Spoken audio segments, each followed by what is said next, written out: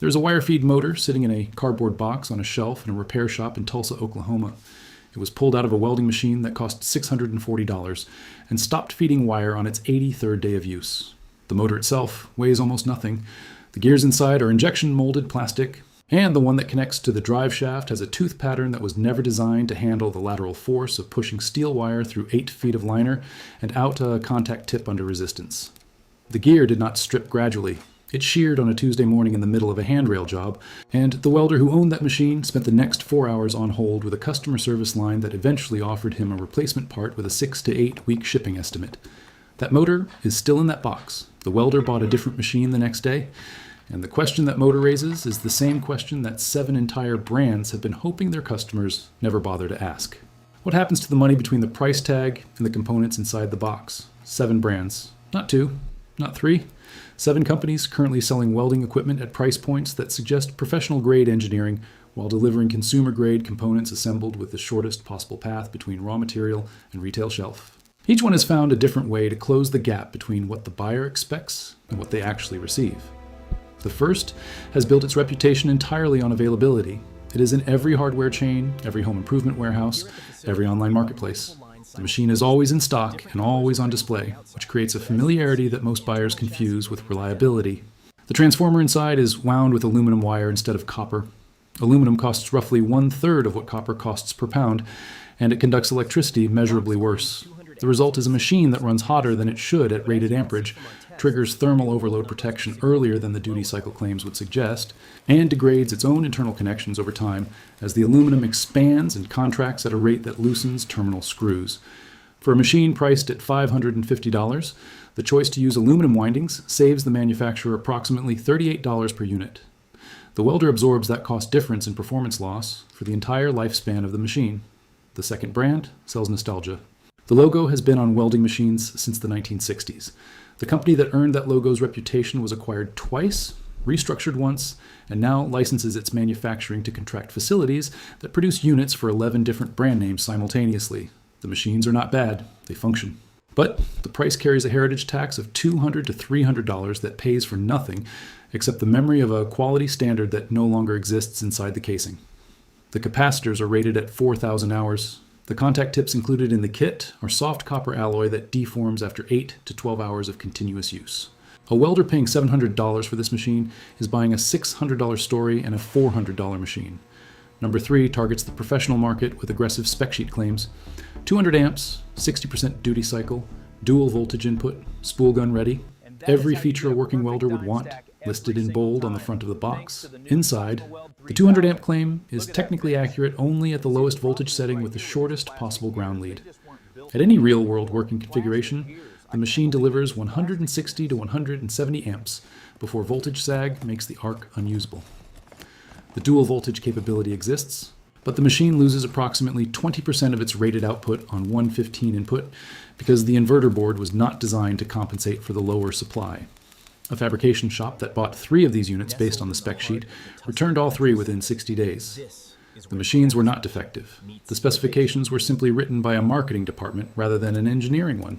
The 4th brand operates exclusively online and has mastered the algorithm.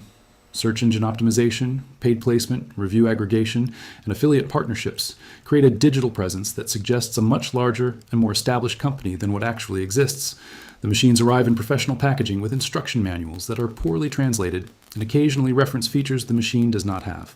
The MIG torch uses a proprietary connector that is incompatible with industry-standard consumables, locking the buyer into the company's own replacement tips and nozzles at marked-up prices. The ground clamp is undersized for the machine's rated amperage. The gas hose is a grade of rubber that becomes brittle in cold workshop conditions within a single winter. Brand 5 targets beginners explicitly. The marketing language promises ease of use, quick setup, and foolproof operation. The price point is deliberately low, between $180 and $260, creating an entry threshold that feels safe for someone who has never welded before. The problem is not that the machine is inexpensive. Excellent welding machines exist at low price points. The problem is where the cost was cut. The voltage adjustment is a 4-position switch instead of an infinite dial, which means the welder cannot fine-tune arc characteristics for different material thicknesses. The wire speed control has a dead zone in the lower third of its range, where adjustment produces no change in actual feed rate. A beginner using this machine will blame themselves for every bad weld that is actually the machine's inability to deliver consistent output. They will conclude that welding is harder than it looks. Some of them will quit. And that is the most expensive outcome of all, because the cost is not measured in dollars, but in a skill that was never developed because the tool made it impossible to learn.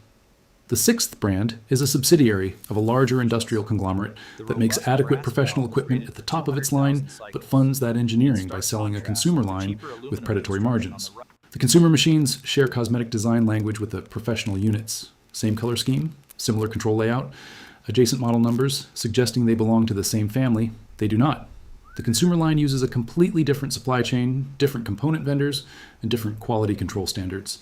A welder buying the consumer model expecting a scaled-down version of the professional unit receives a fundamentally different machine wearing the same uniform. The seventh is the quietest offender because it does almost everything adequately. The machine works, the arc is acceptable, the build quality is reasonable, but the price is 35 to 40% above what the internal components justify, maintained through sponsored content creators who are contractually prohibited from comparing performance against competitors in the same price range. The machine is not bad, it is overpriced, and that difference is the difference between a functional choice and funding someone else's marketing department. That wire feed motor in Tulsa is still in its box. The repair shop owner keeps it as a teaching tool. When a customer asks which machine to buy, he opens the box, holds up the motor, and asks one question. Does this look like it belongs inside a $600 machine? The answer is always the same. The first brand worth buying is one that most welders have never heard of. It is manufactured in a facility in northern Italy that has produced inverter welding power sources since 1984. The company does not advertise. It does not sponsor content creators. It does not optimize for search algorithms. It builds machines with IGBT modules sourced from a single Japanese semiconductor manufacturer, and it tests every unit at 110% of rated duty cycle before it leaves the factory floor. The wire feed motor uses machined brass gears. The transformer core is silicon steel laminated to reduce eddy current losses. A 200 amp MIG unit from this company costs $310 and outperforms every machine in the 7-brand list above in arc stability, duty cycle accuracy, and long-term component durability. The second brand has been building welding machines in the American Midwest for over 50 years and has never moved its manufacturing offshore. The machines are heavy because the transformers are wound with copper on overspec cores that weigh more than they technically need to. That extra weight is extra thermal mass, which means longer duty cycles, more stable arc characteristics under sustained use, and a machine that professional pipe welders trust for critical route passes on pressure vessels. These machines do not look modern. They do not have touchscreens or wireless connectivity. They have arc performance that makes experienced welders stop mid-bead and pay attention because the puddle behaves exactly the way it should. The third is a Japanese company whose inverter technology produces the most stable low amperage arc currently available in any consumer or prosumer MyGi welder. For sheet metal work, thin wall tubing, and automotive panel welding where heat control is the difference between a completed repair and a burned through panel, this machine has no equivalent at any price point. The voltage regulation holds within half a volt under varying load conditions. The auto-darkening helmets this company manufactures use quad sensor arrays with a response time that protects the welder's vision measurably better than the dual sensor helmets, sold by 6 of the 7 brands listed above. The fourth brand built its reputation in power tools and runs its welding division as an independent engineering unit with dedicated research and development. The spool gun system they developed for aluminum MIG welding feeds wire with a consistency that eliminates the bird nesting and stuttering that costs hobbyist aluminum welders hours of frustration and wasted material. The gas solenoid is rated for 200,000 cycles. The torch lead is solid copper with a silicone outer jacket rated for temperatures that would melt the rubber hoses used by most competitors. At $380, the machine competes with units priced at twice that figure and wins on every metric except brand recognition. The fifth brand makes one product, a single MIG welder. One model, refined continuously for over a decade. No plasma cutters, no TIG machines, no accessories, no helmets. Every engineering hour and every manufacturing dollar goes into one machine. The inverter board is designed in-house with capacitors rated for 15,000 hours of operation. The wire feed motor is brushless. The drive rollers are machined stainless steel. The machine costs $345, and it is the machine that the wire feed motor in Tulsa should have come from. Not because it is perfect, because every dollar of its price is accounted for in the components that touch the weld. That box is still on the shelf in Tulsa. The plastic gear inside the dead motor has not changed. The welding equipment market runs on the distance between what a brand claims and what the components deliver. 7 brands have built profitable businesses inside that distance. 5 brands have built better machines by closing it. The wire, the arc, the bead, and the joint do not read logos.